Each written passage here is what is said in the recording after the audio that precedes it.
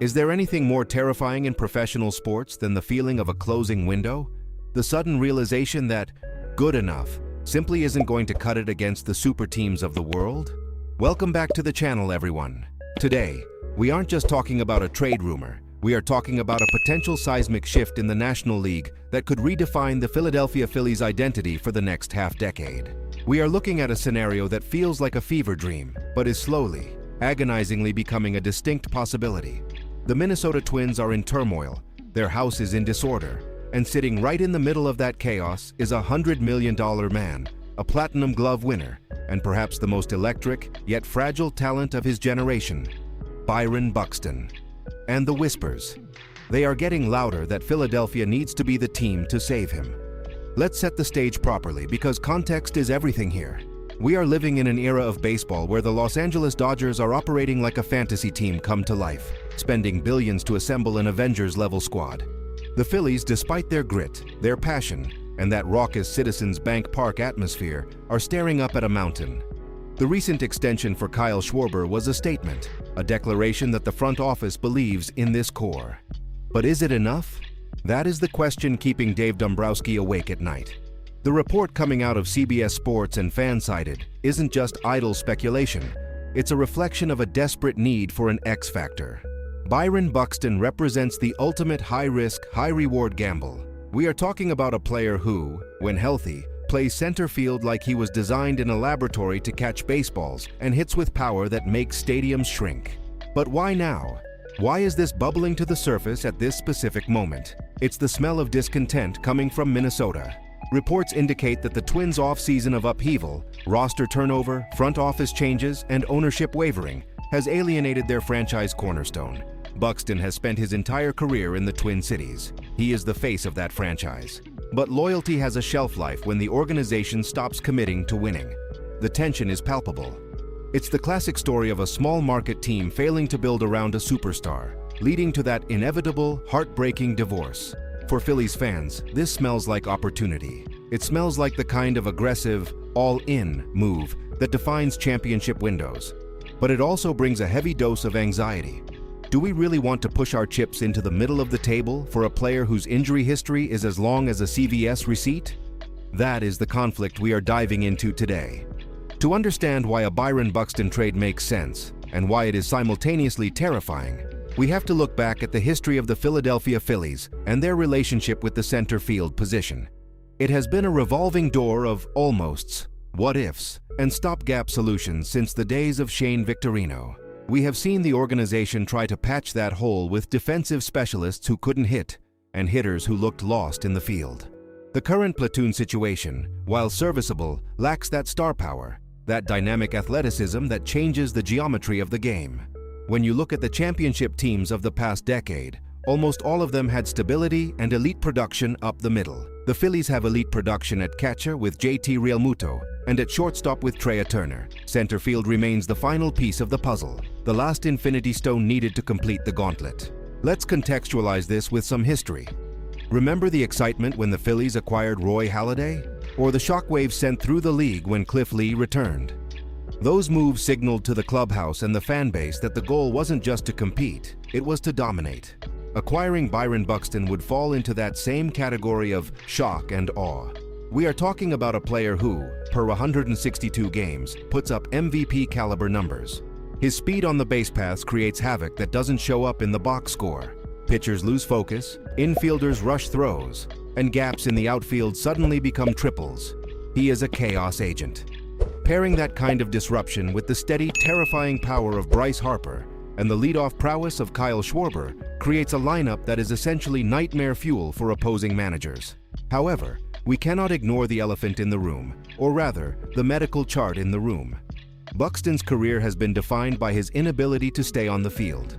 He has played over 100 games in a season only once in his career. That is a staggering statistic for a player of his caliber.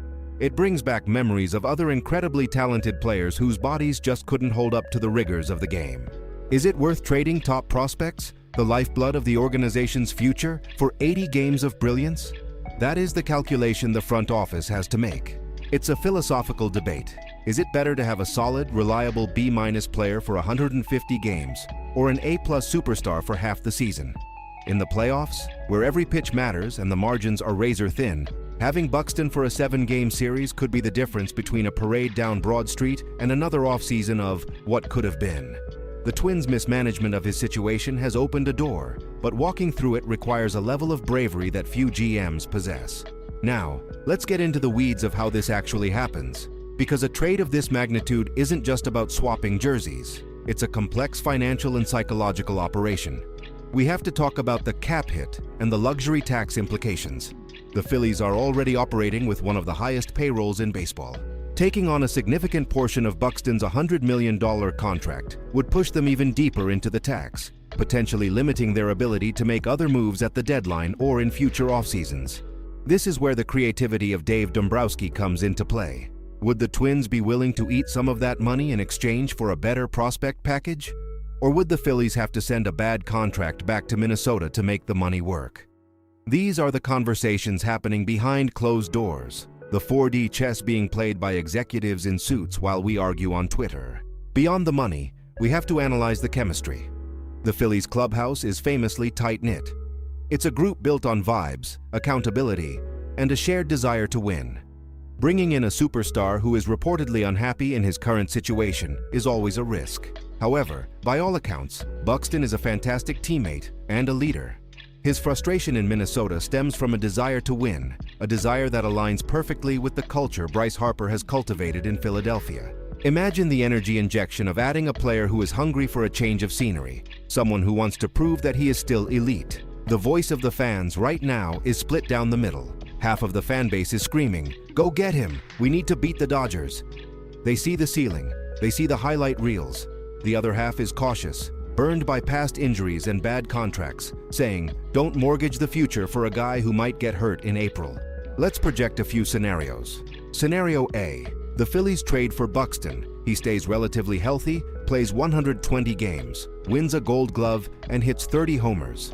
The Phillies likely cruise to the NL East title, holding off the Mets and Braves, and enter the playoffs as the favorites to topple the Dodgers. Scenario B. The trade happens, but Buxton suffers a hamstring strain in May and misses 2 months. The depth is tested, the fans turn on the front office, and the pressure on Harper and Turner becomes suffocating. Scenario C. The Phillies stand pat, trusting their current outfield. They make the playoffs, but lose in the NLDS because they lack that one extra dynamic playmaker. The regret in Scenario C is often more painful than the failure of Scenario B. In sports, the sin of omission, not trying to improve when you had the chance, is the one that gets executives fired. The Mets are not going away. The Braves, despite their own issues, are always dangerous. Standing still is moving backward in this division. So, where does this leave us as we stare down the barrel of a new season? The rumors linking Byron Buxton to the Philadelphia Phillies are more than just clickbait. They are a symptom of a league where the rich must get richer to survive. The Minnesota Twins have seemingly fumbled their relationship with a generational talent, creating a rare opportunity for a contender to swoop in. While Bob Nightingale mentioned Atlanta as a potential destination, due to Buxton's personal preference, money talks, and the Phillies have shown they are willing to shout with their wallet. If the Braves are indeed a threat to land him, that is double the incentive for Philadelphia to intervene. You do not want to see Byron Buxton wearing a Braves jersey, robbing Phillies hitters of home runs for the next 3 years. That is a strategic disaster. Ultimately, this comes down to the Phillies' identity. Are they a team that is satisfied with being very good, or are they obsessed with being legendary? The Dodgers have set the bar at an impossible height. To clear it, you need players who can do the impossible. Byron Buxton is that player. Yes, the injury risk is terrifying. Yes, the cost in prospects will be painful, but championships fly forever. The window with Harper, Turner, Wheeler, and Nola is open right now. It won't stay open forever. If there is a 1% chance that Buxton puts you over the top, you have to explore it. You have to make the call. The front office needs to be aggressive, not reckless, but certainly not passive. We are witnessing a fascinating game of poker between these franchises. The Twins are bluffing that they can fix the relationship. The Phillies are deciding if they want to call. As fans, we are just holding our breath, waiting for the river card. I want to hear from you guys right now. This is the most important part of the show. Look me in the eye and tell me, is Byron Buxton worth the risk? Would you trade a top pitching prospect like Mick Abel or a young bat like Justin Crawford to get this deal done? Or is the injury history just too much to overlook? Drop your thoughts in the comments below. Let's turn that comment section into a war room. Don't forget to smash that like button if you want the Phillies to go all in, and subscribe for more exclusive updates as this story develops. We are watching every move. Stay tuned.